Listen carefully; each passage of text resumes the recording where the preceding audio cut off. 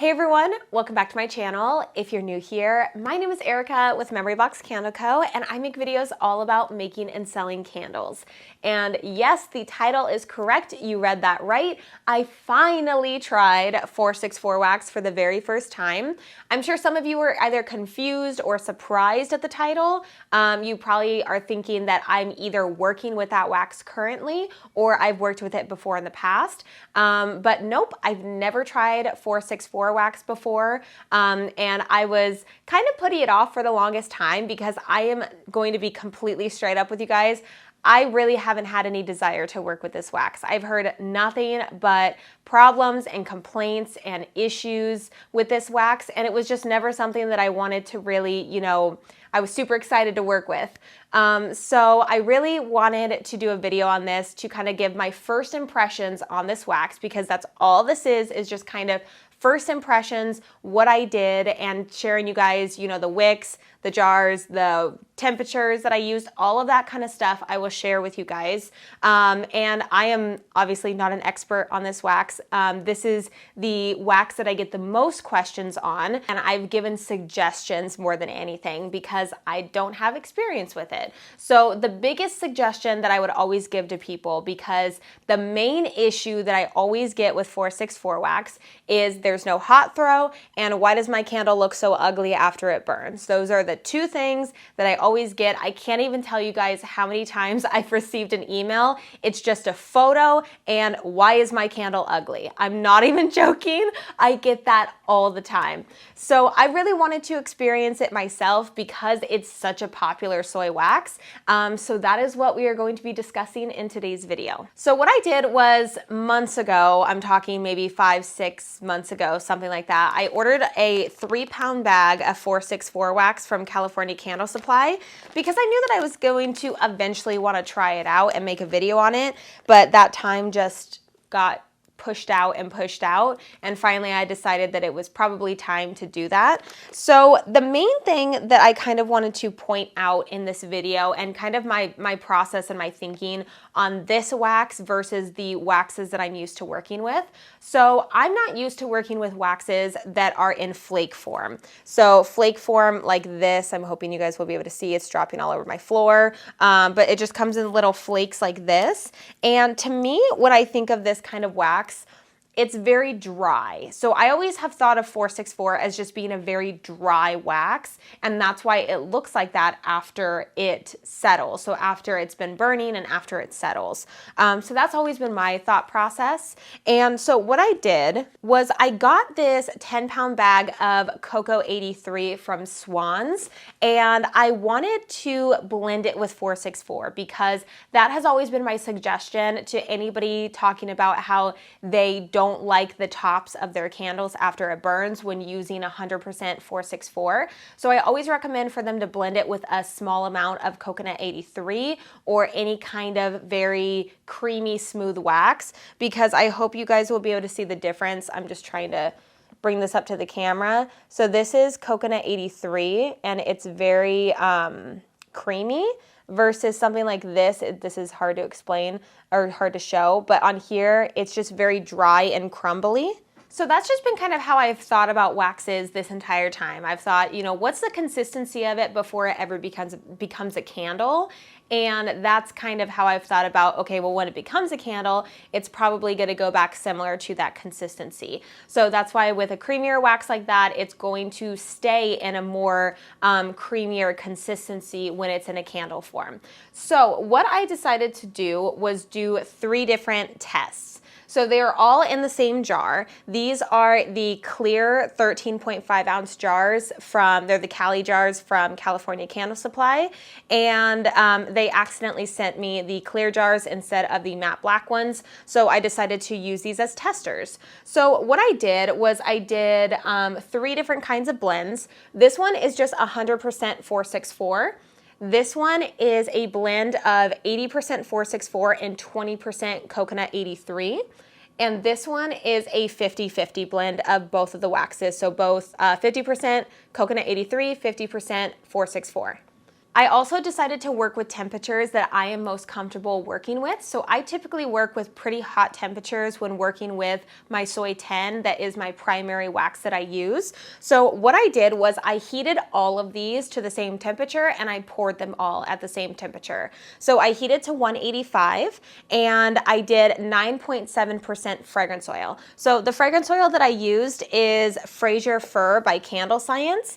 And the reason why I use this one is simply just because I had so many leftover holiday scents from the holidays and also a few non-holiday scents. I seriously have an entire box right here full of all of these fragrance oils. So if you guys need any fragrance oils for testing, let me know. I got you covered because I always recommend for the testing process to be done with one fragrance oil. That way you're keeping the variable the same throughout and you know that it's not affecting anything.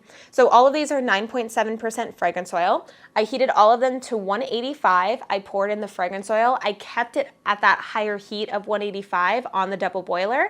I stirred it, made sure it was all blended, took it off, and then by the time I poured it, it was around 170. Also, just so you guys know, I actually made these candles on March 19th. So they had cured for around, I think close to 4 weeks, so about 3.5, 4 weeks before I ever lit these, because I wanted to make sure that they were completely cured. That way, when I'm giving this feedback to you guys, it is the most accurate feedback as possible, and that any kind of weak hot throws or anything like that doesn't have anything to do with the amount of time that it was cured, because it cured for close to 4 weeks. So initially what I first noticed when I poured all of these is that as they were starting to solidify, all of them had smooth tops. I've always heard of issues when it comes to pouring 464 that you have to either put them in boxes to keep them warm, or you have to do a double pour, or you have to hit them with a heat gun. I'm sure that there are times, and depending on the circumstances, you know, the temperature in the room, or, you know, the fragrance oil that you're using, there's so many different things that can happen. I'm sure that this time that I had poured it, it might have just been a lucky time with pouring it, but the first time I poured it, I had smooth tops and I didn't have any issues. I think the most interesting thing about these different blends is the cold throw. So 464 gives off an incredible cold throw, really, really good. And then the more coconut 83 I added, the less cold throw there was. So the blend, the 2080 blend, it was slightly less than the 464, and then it was even less for the 50/50 blend. Not to the point where you can't smell it at all, but if you're comparing it to the straight 464, you could definitely tell a difference. Also, something else to note were the wicks that I used. So these jars are 3.25 inches, and I double wicked them with 2 Eco 1s. I did 2 Eco 1s on the 100% 464 blend, as well as the 80/20 blend, but on the 50/50, I decided to try out using a CDN 3, which you might be thinking, okay, well, you were wanting to keep everything the same. I was thinking, since it has a little bit more coconut wax, to try the CDN wicks instead of the Eco wicks, but as you guys will see later on, I actually also tested with the Eco wicks as well, so we will get into that a little bit later. So the first candle that I did a burn test on was the 100% 464 candle. The flame was really good, really steady. The only thing that I did notice though was on 464 is there is a greater separation between the melt pool and the wax. It almost does like a little divot, and you can really see the difference versus on the waxes that I'm used to working with. It kind of melts from the top, and this one just kind of, it sinks down a little bit more. That's kind of what I noticed with this wax. And to be 100% honest with you guys, I was not expecting a lot from this wax at all. I wasn't expecting a good hot throw. However, I was really pleasantly surprised with this candle. I don't know if it was the fragrance oil, the double wick, whatever it was, it gave off a pretty dang good hot throw. I tested all of these in my bathroom, and this one gave off a really, really good hot throw. So I was actually pretty impressed with this. This one was the only one that I let go for the 4 hours. All the other ones was a little bit less, and that was just because I was just trying to test the hot throw and see what the tops look like after they were burned. And with this 464 candle, I definitely did notice, you know, a little bit more of a rougher top. It wasn't as bad as some of the photos that I have seen from some of my followers. However, I did notice a little bit more around the wick area. But honestly, overall, it impressed me for what it is, especially with all the back and forth I've heard from it.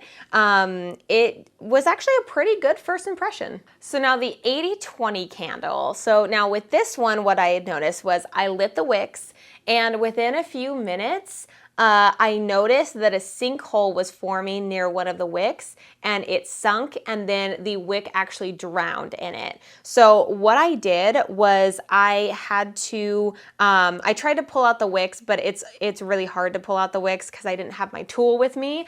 So I just kind of poked holes on the opposite sides. And yes, guys, I should have done wickless testing with all these. I kind of regret doing that. But I was just used to, you know, setting it up and attaching them to the bottom, but I should have done wickless testing on these. It would have made it so much easier. So just ignore that for this video. But for this, I poked 2 new holes right here, and I put the Eco 1 wicks right there. And what I also did was I actually poked holes all throughout it, and I hit it with a heat gun to try to smooth it out a little bit. And then I went through and I relit these wicks and let them go for a few hours. And this one, actually, the hot throw on this was pretty good too. Actually really good. I actually had this one going in my bedroom because I had the other one going in my bathroom. And the hot throw on this one was actually surprisingly good, considering it being in a bedroom. I personally like candles that aren't very strong. And I felt like the 464 and this one was a perfect amount of hot throw for me personally. I could see that other people might think it's a little bit weaker, but for me, it was very comfortable. I could smell it. It wasn't overpowering or overwhelming like I feel like some of my candles can be sometimes, and that's why I'm working on making the fragrance oil a little bit less. I don't need 10% anymore. I've definitely realized that. But with this one, flames were good, and hot throw was good. And as soon as I blew it out, I did notice a little bit of bubbles came to the surface. But overall, the surface of this is actually pretty smooth. It is a little bit more smoother than the 464. So I actually do want to do a few more burn tests on this just to see how the surface of it continues to burn, and see if it's going to be continuously like a smooth surface. Because if that's the case, this is kind of a really good blend to do with if you want to have a smoother top, but you still want to keep that cold throw and have a pretty good hot throw as well. Again, these are just first impressions based on my blends, but overall, this was a really good candle too. All right, and we are down to the last one. This is the 50-50 blend, and I started off this one with the 2 CDN 3 wicks, and these ones just were not doing very well. It seemed really, really small for this container. So I ended up actually changing out the wicks, and I put in the 2 Eco 1 wicks with these, and I did another burn test on it. And this one burned a little bit quicker. And I also noticed that the tops are really, really smooth on this one. There is a little bubble on this one, but the tops on this one is almost completely smooth.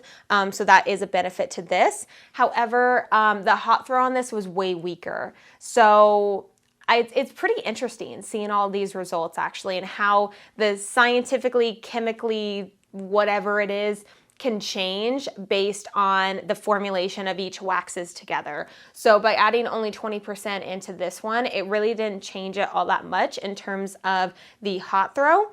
But maybe something happened with this to where the hot throw wasn't that great. But I tested this one in the bathroom, which is a smaller surface or a smaller, area. And I still didn't really get that good of a hot throw with this one. But again, the tops are really smooth. So that is definitely a positive for this. But I just found these results really interesting. But anyways, you guys, those are my first impressions and my first thoughts on 464 wax. I'm really glad that I finally tried it for the first time, just so I can relate a little bit more with you guys and try to learn this wax a little bit better, just because I know it's so popular. If you have any requests or anything like that for me to try out other waxes that I can try my best to sit down and make time to test, let me know in the comment section below. But other than that, if you guys like this video, go go ahead and leave it a thumbs up, as well as subscribe to the channel if you haven't already. And don't forget to follow me over on Instagram at MemoryBoxCandleCo.